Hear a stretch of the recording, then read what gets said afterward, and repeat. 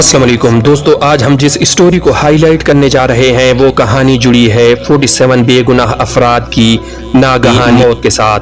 नाजरीन, ये बात है 7 दिसंबर 2016 की, जब PIA का एक जहाज 3:30 बजे चित्राल से इस्लामाबाद के लिए उड़ान भरता है और इस जहाज को पाकिस्तानी वक्त के मुताबिक 4:40 पर इस्लामाबाद लैंड करना था, यानी 1 घंटा 10 मिनट का सफर।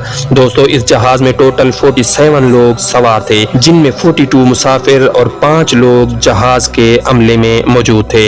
नाजरीन, इसी जहाज में मारूफ आलिम दीन और पूरी दुनिया में अपने नाम के साथ शोहरत रखने वाले जुनेद जमशेद भी थे। इनके अलावा चित्राल के डिप्टी कमिश्नर और वो आयशा भी थी, जो कुछ ही अरसे में अपने हस्बैंड के पास कनाडा जाने वाली थी। दोस्तों, एक रिपोर्ट के मुताबिक कुछ ही अरसा पहले ये जहाज लाहौर में लैंड करते हुए डैमेज हुआ था और 2014 में भी इसका इंजन फेलियर हुआ था, लेकिन बाद में इसके इंजन को रिप्लेस कर दिया गया। इस जहाज के कैप्टन 43 साल के सालेह जंजुआ थे। जहाज के को पायलट अली इकराम के साथ इस जहाज में एक ट्रेनी पायलट भी मौजूद था, 26 साल का अहमद मंसूर, और इनके अलावा जहाज में 2 फ्लाइट अटेंडेंट्स भी थीं, सदफ फारूक और अस्मा आदिल।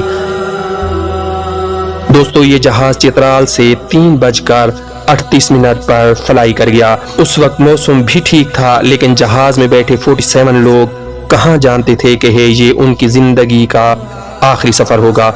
ये जहाज 13,375 फीट की बुलंदी पर पहाड़ों के ऊपर उड़ रहा था। जब जहाज के कैप्टन सालेह जंजुआ ने जहाज में एक अनाउंसमेंट करने के लिए माइक उठाया ही था, लेकिन उसी वक्त जहाज के ट्रेनी पायलट अहमद मंसूर ने कैप्टन को बीच में ही रोक दिया। उसने कैप्टन को बताया कि ये जहाज में एक मैकेनिकल फॉल्ट आ चुका है। ये फॉल्ट जहाज के प्रोवेलर इलेक्ट्रिकल कंट्रोलर में था। नाज़रीन, प्रोवेलर ऐसे जहाज़ों में घूमते हुए विंग की तरह होता है जो जहाज को आगे की तरफ लिफ्ट करता है। बहरहाल, इस जहाज के कैप्टन ने जहाज में बैठे एक फ्लाइट इंजीनियर को कॉकपिट में बुलवाया। इस इंजीनियर और जहाज के अमले ने ये डिसाइड किया कि इस प्रोपेलर कंट्रोलर को रीसेट कर दिया जाएगा, और उसी वक्त उस प्रोपेलर को रीसेट कर दिया गया, लेकिन ये मसला हल ही नहीं हुआ। फॉल्ट एक दफा फिर से पैदा हो गया। जहाज के कैप्टन ने जहाज में मौजूद चेक लिस्ट को भी बार बार पढ़ा कि आखिर ये मसला है क्या, और फिर से इस प्रोपेलर इलेक्ट्रिकल कंट्रोलर को 3 दफा रीसेट किया गया। लेकिन कुछ ही देर में इस जहाज के इंजन से एक अजीब सी आवाज आना शुरू हो गई। पायलट्स ने नोट किया कि इस जहाज के लेफ्ट इंजन की पावर तेजी से कम या ज्यादा हो रही है, और देखते ही देखते कुछ ही देर में इस जहाज का लेफ्ट इंजन फेल हो गया।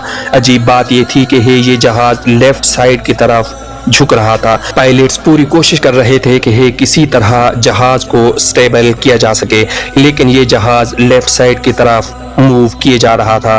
पायलट्स को समझ ही नहीं आ रहा था कि इस जहाज को आखिर हुआ क्या है, और इसी वक्त कुछ ऐसा हुआ कि जिसने पायलट्स को हिला कर रख दिया। ये जहाज जो लेफ्ट साइड की तरफ झुक रहा था और पायलट्स इसको राइट साइड की तरफ पूरी कुव्वत के साथ मोड़ रहे थे, अचानक ये जहाज बिल्कुल ठीक हो गया, यानी इसने लेफ्ट साइड की तरफ झुकना बंद कर दिया। लेकिन इससे हुआ ये कि जहाज अचानक तेजी से राइट साइड की तरफ झुक गया, क्योंकि पायलट्स उसको ऑलरेडी राइट साइड की तरफ खींच रहे थे। दोस्तों, इससे ये जहाज राइट साइड पर तेजी से पूरी तरह उलट गया और नीचे गिरना शुरू हो गया। अगले 24 सेकंड तक ये जहाज मुसलसल नीचे गिरता रहा, लेकिन पायलट्स ने अपनी महारत से किसी तरह इसको फिर से कंट्रोल कर लिया।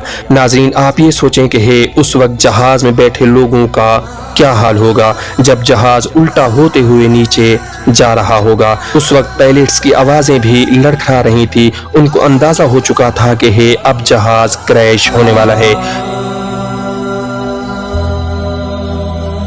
यूट्यूब के मुअज़्ज़िज़ सामीन, जैसा कि आप जानते हैं, जहाज में एक ब्लैक बॉक्स लगा होता है जो पायलट्स की सारी बातें रिकॉर्ड कर रहा होता है। अगर जहाज क्रैश हो भी जाए तो ये ब्लैक बॉक्स बच जाता है और इससे पता लगाया जा सकता है कि जहाज में उस वक्त आखिर ہوا کیا تھا۔ بہرحال اس کے بعد جہاز کنٹرول سے باہر ہو گیا اور پھر سے یہ جہاز لیفٹ سائڈ کی طرف جھکنا شروع ہو گیا۔ جہاز اس وقت بہت کم اونچائی پر تھا۔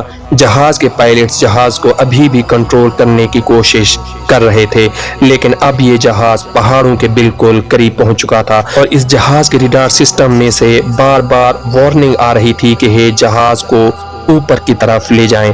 جہاز کے کیپٹن نے پوری کوشش کی کہ یہ جہاز کو کسی طرح پہاڑوں کے اوپر سے نکال کر لے جائے، لیکن ایسا نہ ہو سکا اور یہ جہاز نوز ڈائیو کرتا ہوا پہاڑوں میں کریش کر گیا۔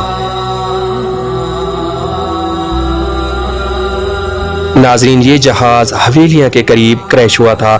وہاں آس پاس گاؤں کے لوگ بھاگے بھاگے پہنچنا شروع ہوئے کہ شاید کسی کو زندہ بچا لیا جائے، لیکن افسوس کہ یہ جہاز میں موجود کوئی بھی انسان زندہ نہ بچ سکا۔ دوستو، اس کریش کے بعد PIA پر بہت زیادہ تنقید ہونا شروع ہوئی۔ یہاں تک کہا گیا کہ یہ جہاز اتنے خطرناک روٹ پر اڑنے کے لیے فٹ ہی نہیں تھا۔ PIA کیسے اپنے جہازوں میں موجود فالٹس پر دھیان نہیں دیتا، اس پر بھی بہت تنقید ہوئی تھی۔ اس حادثے کے 6 دن کے بعد PIA کے چیئرمین اعظم سہگل نے بھی استعفیٰ دے دیا تھا، لیکن سوال اب بھی وہی تھا کہ یہ حادثہ ہوا کیسے، اس جہاز کے ساتھ آخر ہوا کیا تھا۔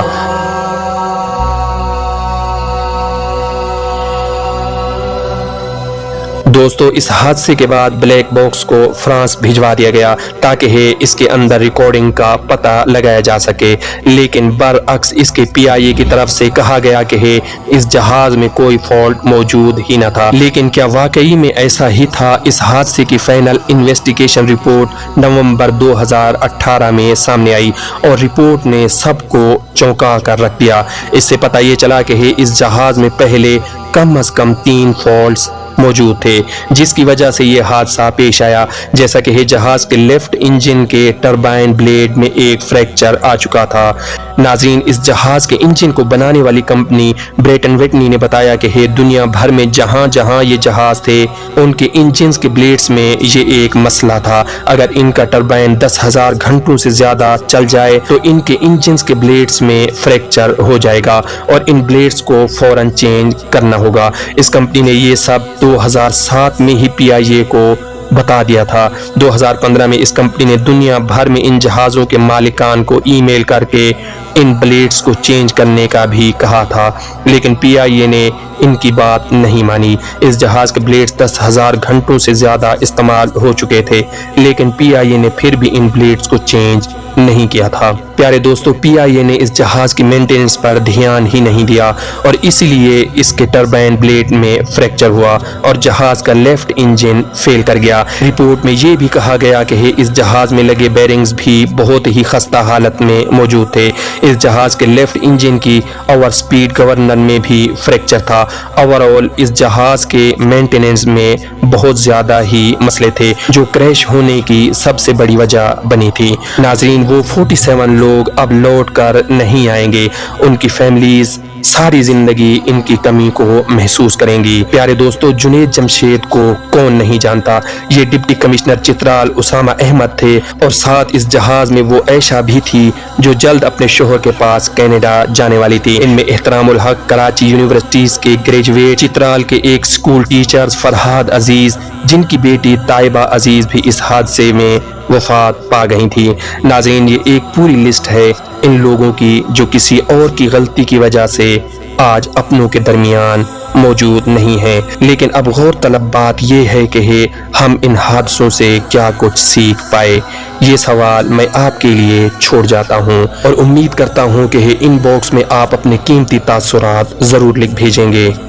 ملیں گے ایک اور مختصر سی ویڈیو میں، اس وقت تک کے لیے اللہ نگہبان۔